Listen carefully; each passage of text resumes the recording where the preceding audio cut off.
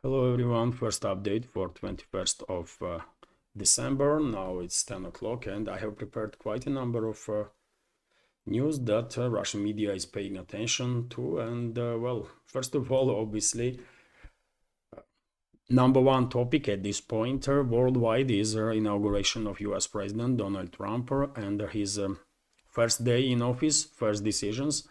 And we have this report, for example, from RT that Trump pardons January 6 writers.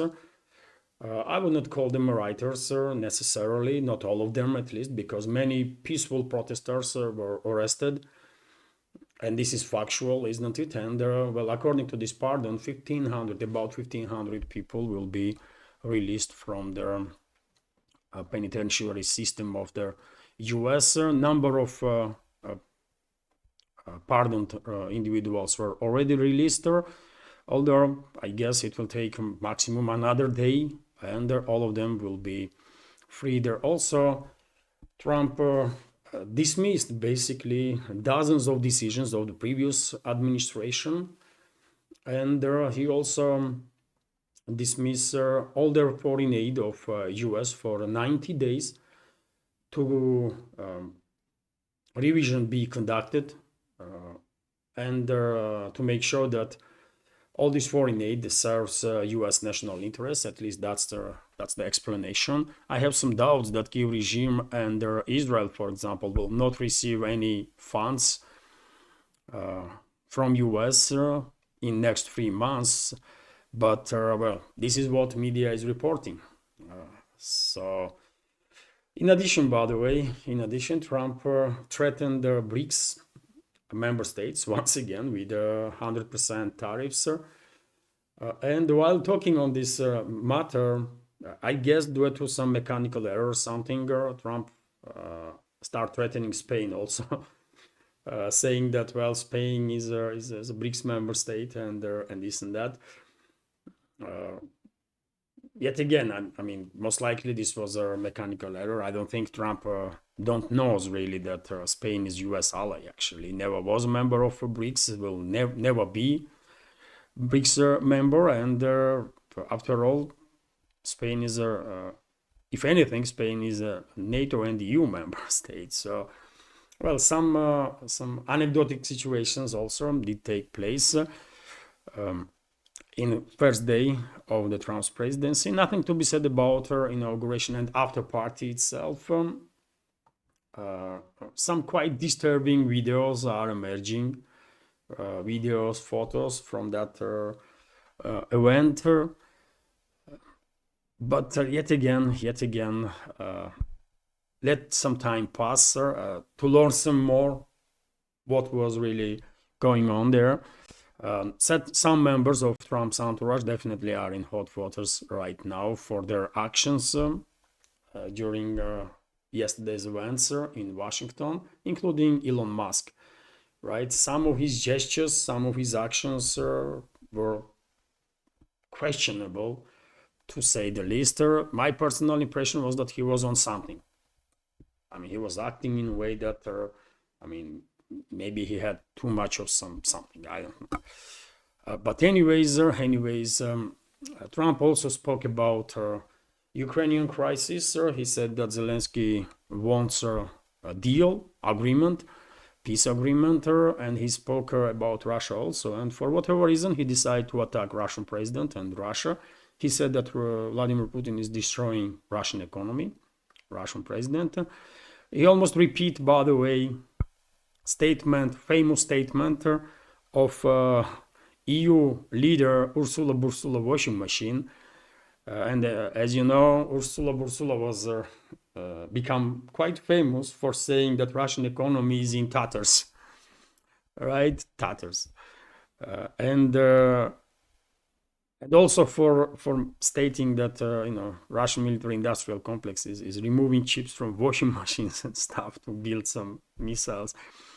So, I mean, Trump did not went that far, but for whatever reason, he attacked Russian president. He blamed him that he is destroying Russian economy, and there is some huge inflation in Russia, and the situation is dim.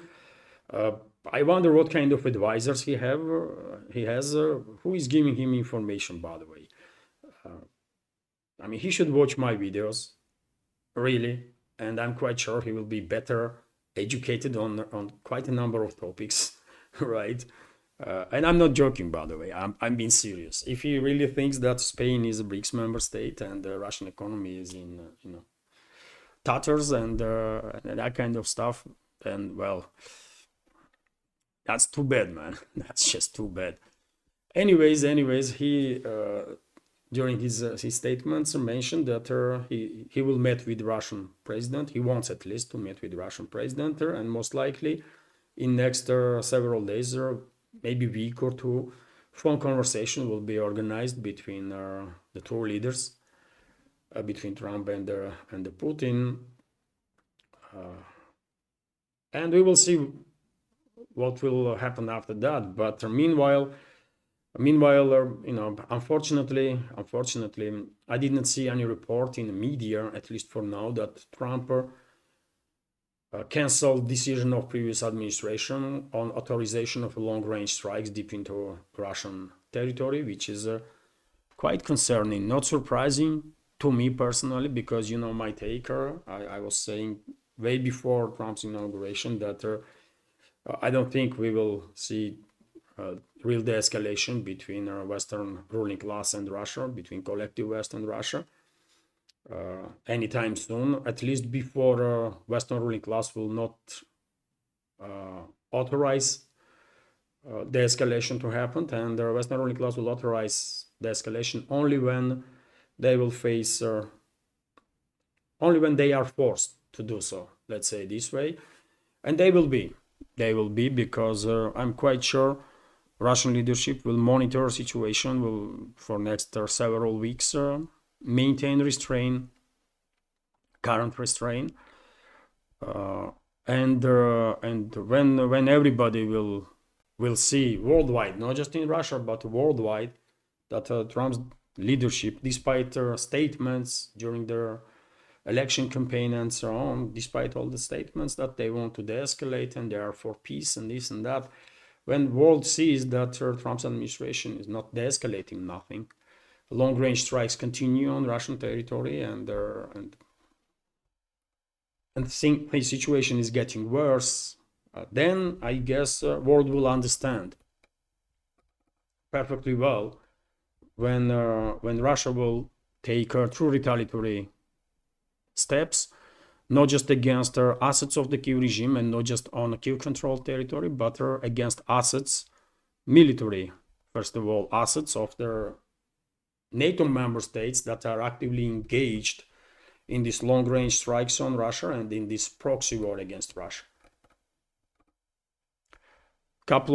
We are just couple of weeks away from that moment, I guess, and after that, Western ruling class will realize finally, or come to their senses, that they have to de-escalate because they have no other options.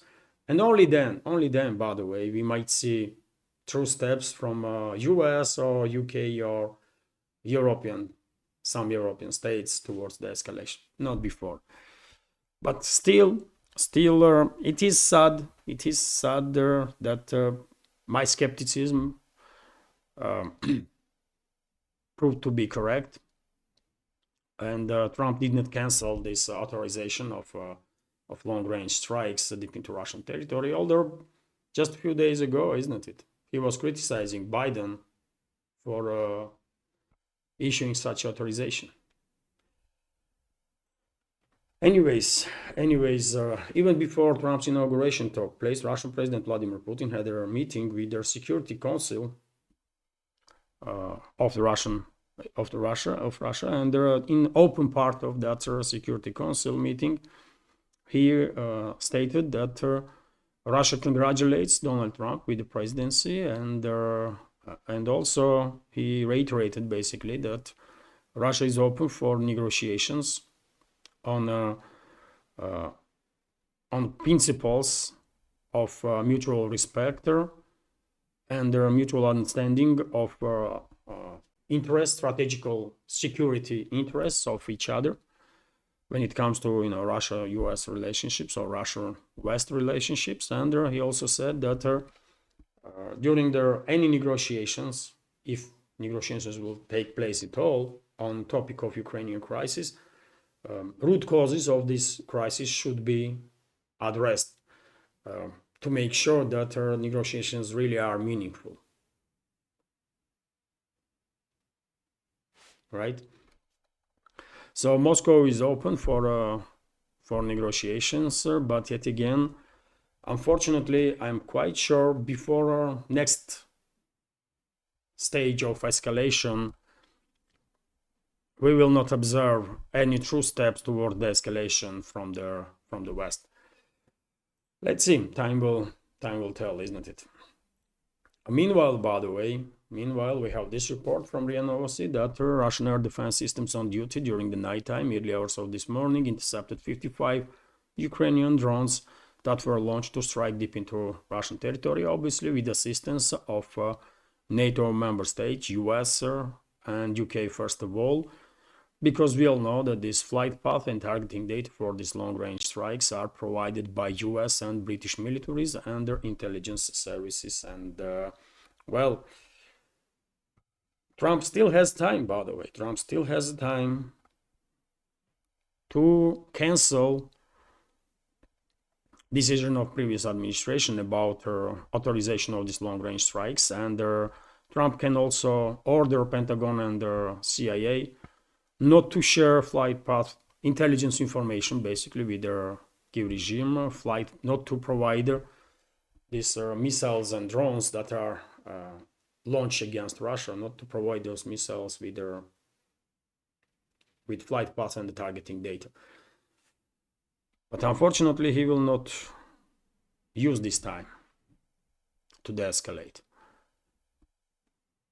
RIA Novosti is also reporting that that Russian Defense Ministry confirmed the progress of the Russian armed forces in Novo-Yegorovka settlement in LPR and Shevchenko settlement in DPR. Both settlements are liberated and under full Russian control. And dear friends, when it comes to a battlefield, one may argue that battle for Toretsk is almost over, and the same can be said about battle for Chisov Yar. When it comes to Toretsk, according to some reports, Russian armed forces conducting clearing operation in that coal mine area on the outskirts of city. And I guess once this territory will be under full Russian control, once this clearing operation is finished, we will receive an announcement from Defense Ministry that Toretsk has been liberated. And Chisov Yar, yet again, Chisov Yar is also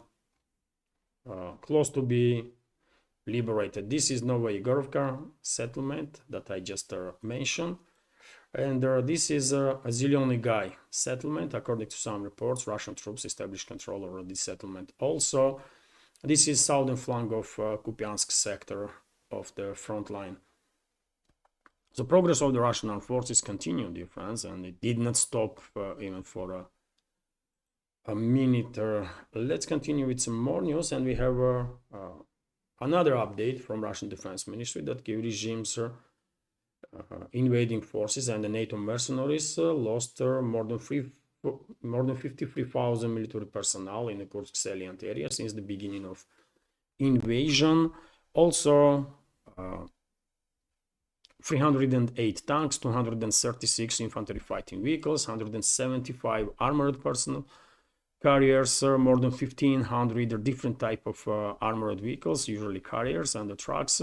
Also, more than 1,500 motor vehicles that were transformed for military use, 378 artillery pieces, 44 launchers of the multi-launch rocket systems, including 13 HIMARS systems and 16 launchers for air defense systems, dozens and dozens of other military equipment. As I said already quite a few times before, Kiev regime and NATO basically sacrificed the entire army for this useless, suicidal invasion of the Kursk borderline areas. Meanwhile, purge is beginning in Kiev regime's forces, and we have this report that three commanders of the Ukrainian brigades were arrested, and some other high-ranking militaries also. Let's translate this news, dear friends, for a little more details.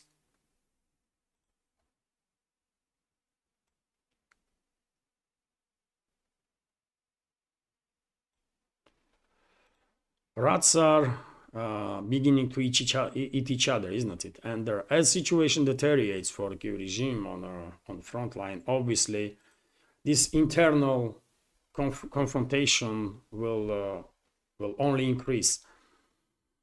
So the three former brigade commanders of the armed forces of Ukraine were detained on the charges of negligence. The State Bureau of Investigation of Ukraine reported in its Telegram channel.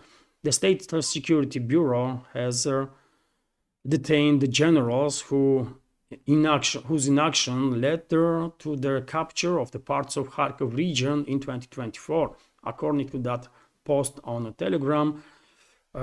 Also, this bureau is reporting that these are former commanders of the Operational Tactical Group Kharkov, the 125th Separate Brigade of the Territorial Defense, and the 415th Separate Rifle Battalion. They are charged with their negligence attitude to military service, which led to the loss of territories, personnel, and weapons.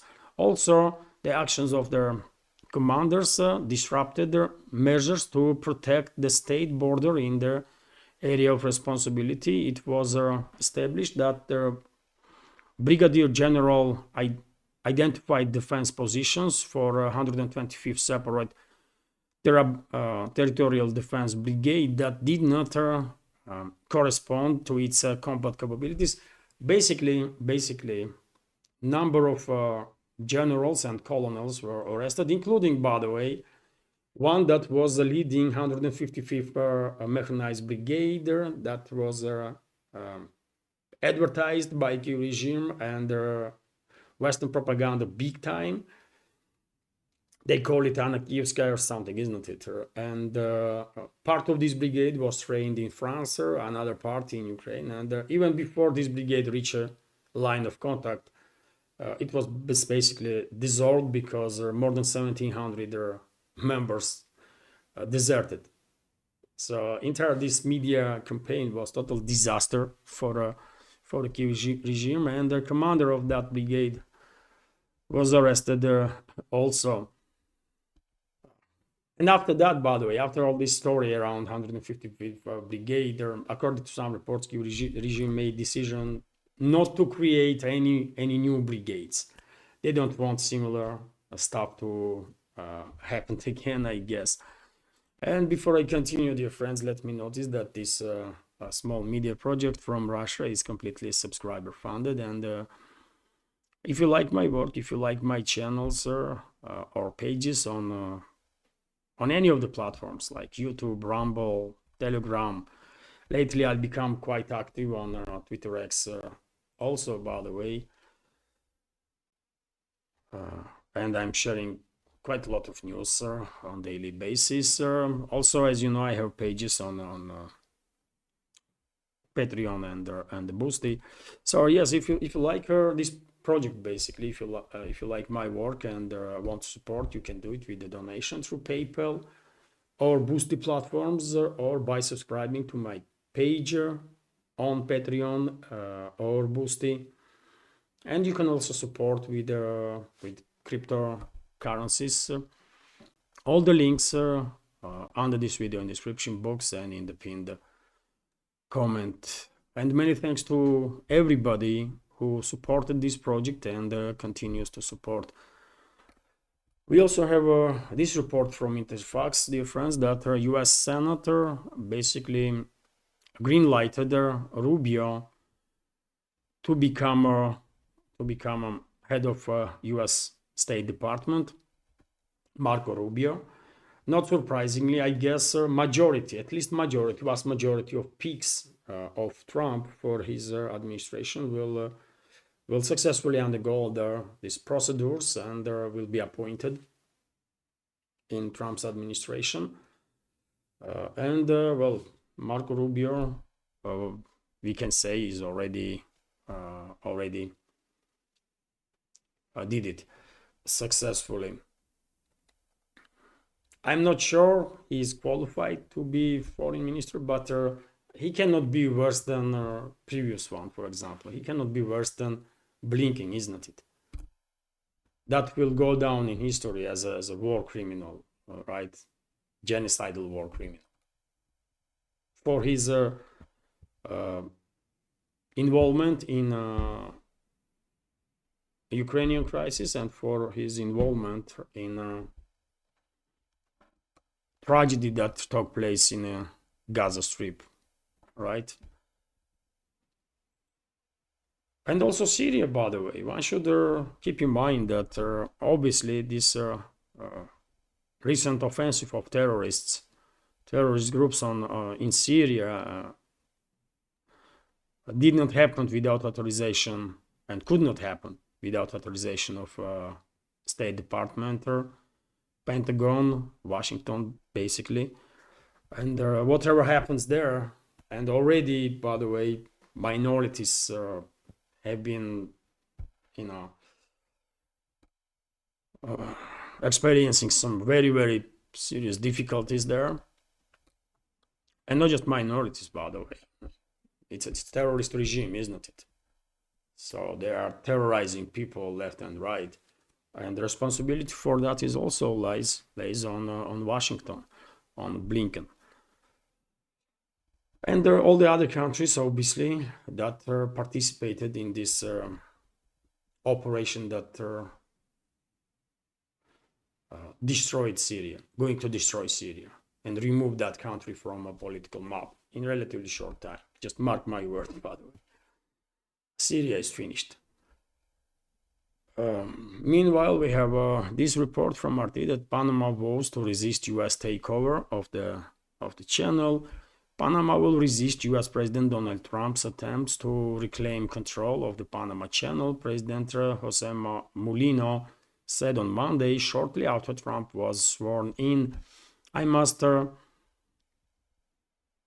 reject the remarks President Donald Trump made in his inaugural speech regarding Panama and its channel, Mulino said in a statement. The administration of the channel will remain under Panamanian control with respect for its permanent neutrality, the president said, adding that no nation in the world was interfering in the control of the channel. Mulino argued that the U.S.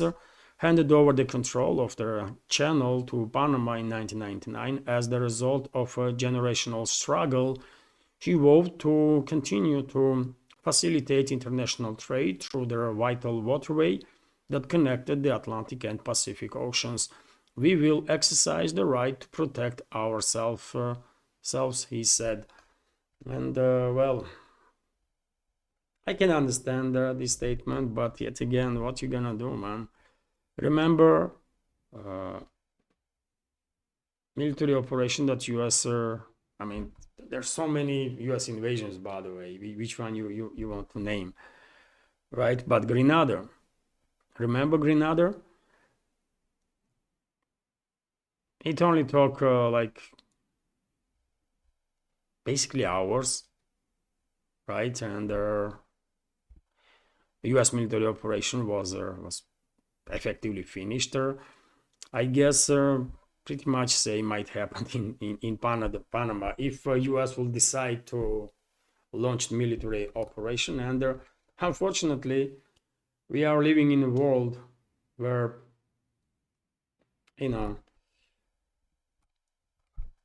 U.S. is acting as if entire world belongs to U.S. or Western world is acting like that if entire world belongs to them, and therefore I wouldn't be surprised at all if U.S. will launch military operation to overthrow government of Panama or to one way or another, but to force Panamanian political class to acknowledge US control over their Panama channel. Meanwhile, by the way, Trump's team is already losing some people. Trump's DOGE co-leader to drop out, according to media reports. Biotech entrepreneur Vivek Ramaswamy, who was set to lead the upcoming Department of the Government's efficiency, alongside Tesla and SpaceX CEO Elon Musk, is expected to drop out. Multiple media reports have suggested Ramaswamy reportedly intends to announce a campaign to run for governor of Ohio. Instead, multiple sources confirm Ramaswamy's exit from the new agency, which is tasked by the US President Donald Trump with reducing unnecessary federal spendings. Ramaswamy has allegedly shown a poor performance and a lack of participation in DOGE activities, listing the displeasure of Musk. Vivek has worn out his welcome, a person close to Trump told the broadcaster.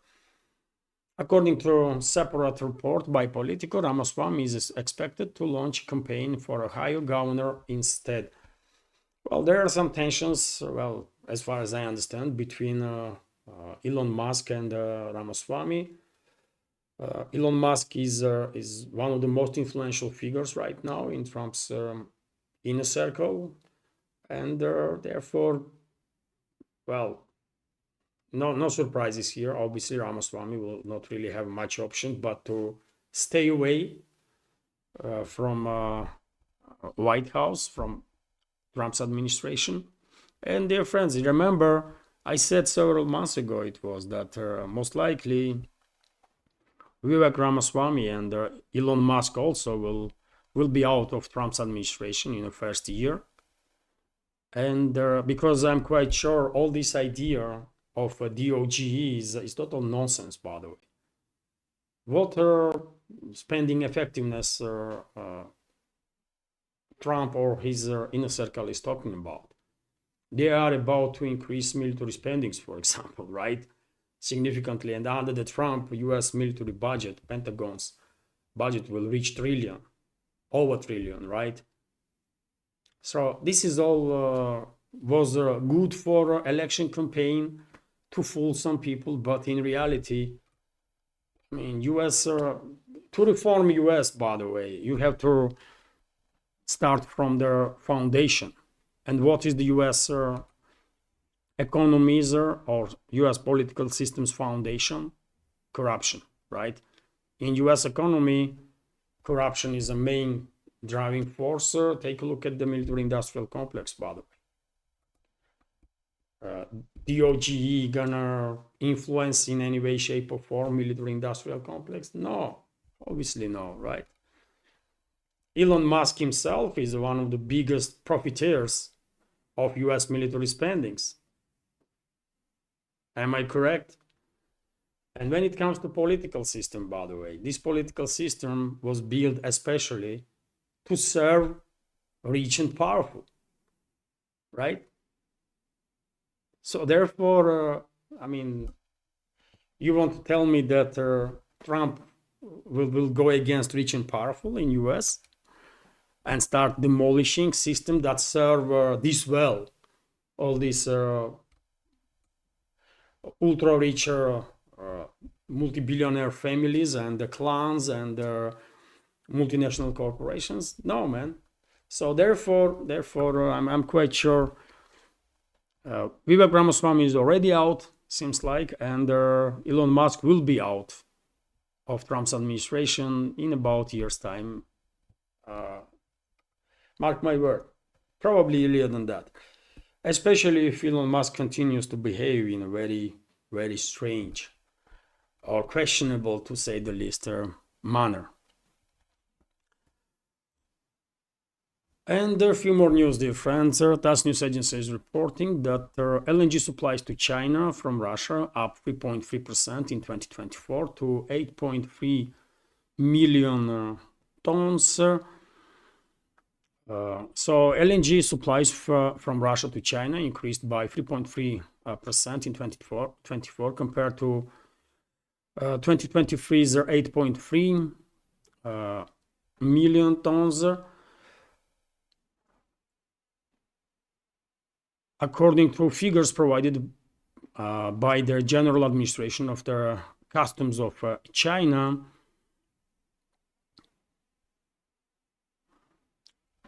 is it mistake here, by the way? So Russian LNG supplies to China up 3.3% in 2024 to 8.3 million, right? So, I mean, text says something different. LNG supplies from Russia to China increased by 3.3% in 2024 compared with 2023 and reached 8.3 million. Okay. According to this administration of customs of China, sorry dear friends, but sometime I have to just double check to make sure that information is correct, because yet again English is not my first language, not the second, not the third, so therefore I need to be careful and focused on stuff to make sure that I really understand the matter. In value terms, China's LNG imports from Russia fell, unfortunately, by 3.5% in the reporting period to 4.99 billion, I guess due to fall in prices of LNG. Russia is the third biggest LNG supplier to China, nevertheless. After Australia, which sells 26.19 million tons of LNG, and after Qatar, which is on the second place after Australia, and sold in 2024, for example, 18.34 million tons. In 2024, China imported 131.69 million tons of gas, including LNG, which is 9.9% higher than in 2023, according to service, which gives us additional information about state of Chinese economy. If you remember, many so-called experts, economical experts and so on, especially in the West, were saying that Chinese economy is crumbling and their Chinese economy is not growing and this and that. And by the way, where this energy is going then? If Chinese economy is not growing, then why so much increase in energy consumption? Right? 9.9% increase in just gas deliveries. That's quite a big increase, quite significant increase. And I guess there is a significant increase in oil deliveries also. And if I remember correctly, Chinese economy in 2024 grew 5%, which is not bad for the giant economy, right, that China has. Anyways, I will end this update with this also quite interesting news that Russia's floating Arctic nuclear power plant reaches a milestone. The world's only operational floating nuclear power plant, the academic Lomonosov, has reached a milestone by generating over 1 billion kilowatt hours of electricity. Russian state nuclear corporation Rosatom has revealed this is enough energy to make a double espresso for everyone on this planet. Rosatom added as a little bit of a humor there. The floating plant located in Chukotka autonomous area in the Russia's far east is the world's northernmost heat and electricity producing unit, this floating station. It supplies more than 60% of the region's energy needs, Rosatom said in a statement. Also, dear friends,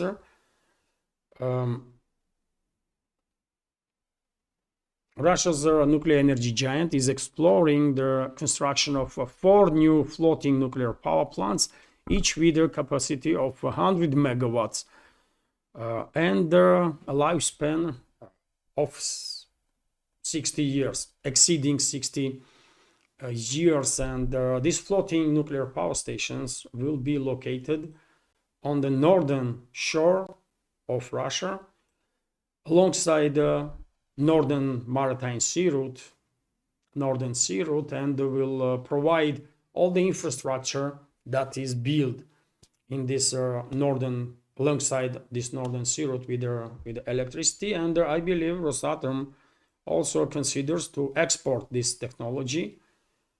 And if and when countries worldwide will be ready to purchase floating nuclear power station, Russia definitely can help them with that. Obviously, Rosatom is a main player right now on world nuclear energy market, and I believe Rosatom currently building more nuclear power stations than worldwide than any other company in this world.